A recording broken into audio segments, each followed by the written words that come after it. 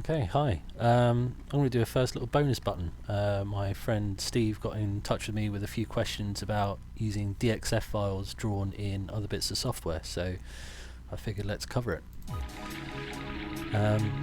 My name's Dan Rutter. For those of you who don't know me, I've worked for the last 3 years in the film industry as a CAD modeller. It's a great job. It's a different job every day. You never know what we're going to be drawing up, filled with plenty of challenges.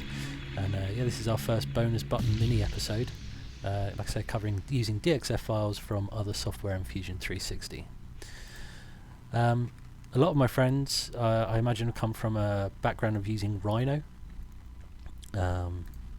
which is a very good kind of CAD modeling package. It kind of became the industry standard in the film industry a while ago.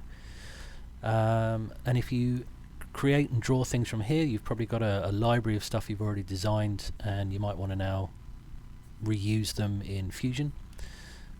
Sometimes we have a few issues. I'll show you what some of those issues can be. So we've got Fusion 360 here. Under Insert at the top, we've got Insert a DXF file. We want to specify which plane we want to project that file onto. So I'm just going to go for the ground plane. And then here we have a little file icon for selecting which file we're using. Now normally when we output stuff from Rhino, we tend to use lines and arcs. That's if we're sending stuff for laser cutters or outside companies. It's a sort of really pared down basic file. Very little can go wrong with it, unlike using splines. But that does have its drawbacks. So here's our shape. And OK, we're happy with that. And if we go to extrude, we can click on our shape and we can extrude it up. Now you might be able to see straight away that we've got all these little lines and facets running around that curved shape. And although we can still fillet things by clicking the top edge,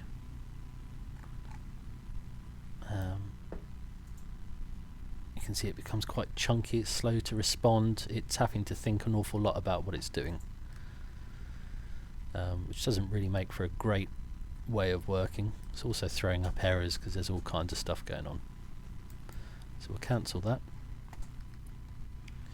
What we'll do is we'll delete those two, go back to Rhino. If you still have your files in Rhino, we can open up our drawing, select our objects that we want to export, file, export selected, and I'll call this one spline output updated. Press OK or save. Now this is the R12 lines and arcs that we normally use.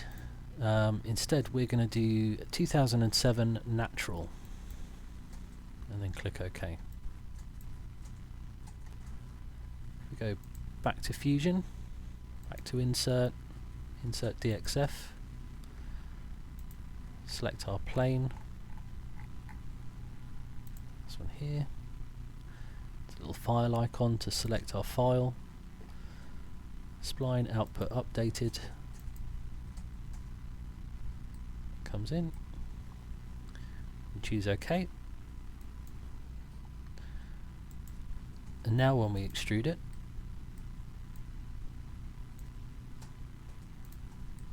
everything's coming as one surface around there. So if we were to fillet that, much quicker to respond, much lighter model, much more even, smoother surface. So what if you don't have your original file? Let's delete those again. We'll go back to Insert, Insert a DXF, top face, file icon, we'll go back to our lines and arcs. Bring that in. There is a workaround. It's not the most straightforward thing, so bear with me. We go to our extrude, we'll bring this up, and now what we want to do is go to create a base feature. Go to select, selection priority, select body priority. Try that again. Select selection priority, select body priority. There we go. Select the entire thing. We then right click and we choose a B-rep to mesh. So we're going to take this B-rep model and we'll turn it into a mesh, something akin to an STL.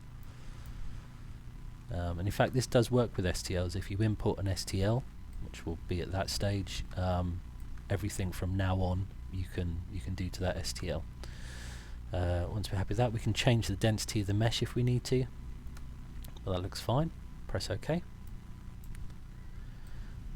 So now we have a mesh. In fact, under finish our base feature, and then under our bodies we'll have two. We'll have, this is our mesh body we've just created, and that was our original B-rep body.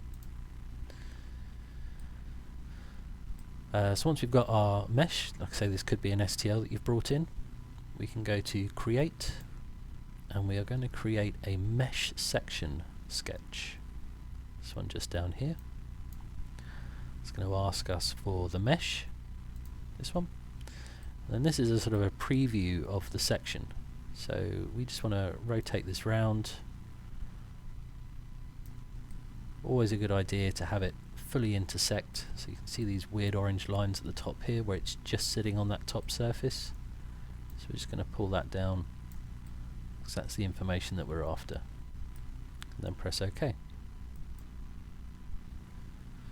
Once we've got that, we can hide our mesh body. We've got this outline. We're not quite done yet. So we go to create. We want to create something on the same plane. So I'm just going to choose this bottom here, so it's sort of parallel if we turn sideways. And then under create, we've got this fit curves to mesh section.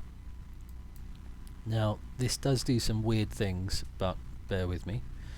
We've got different types of curves that we want to attach. So we know that these should be circles, so we'll say that's a circle. We'll select. We know this one's a circle, so we'll select. And then this shape here, you know, if we still had circle connected, it does its best to try and fit a circle to that shape. Actually what we want is a closed spline, and now when we select it we get that, which looks wrong, but for some reason when you do this it mirrors the object that you're doing. I'm not entirely sure why, and if somebody can let me know in the comments that'd be great, and I'll pass that information along.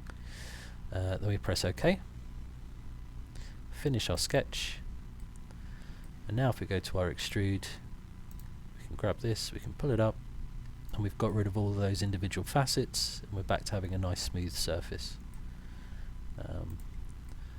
Just to prove that, we can fillet that again without any issues.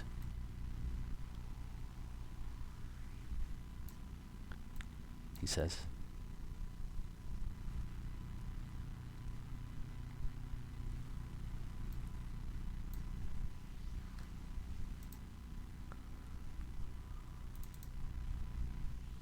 Yep.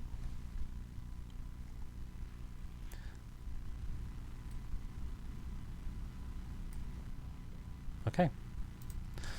Another quick thing, people are asking about how you move things around in Fusion. There is this move copy tool here.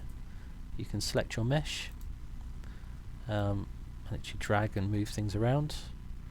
You can rotate things.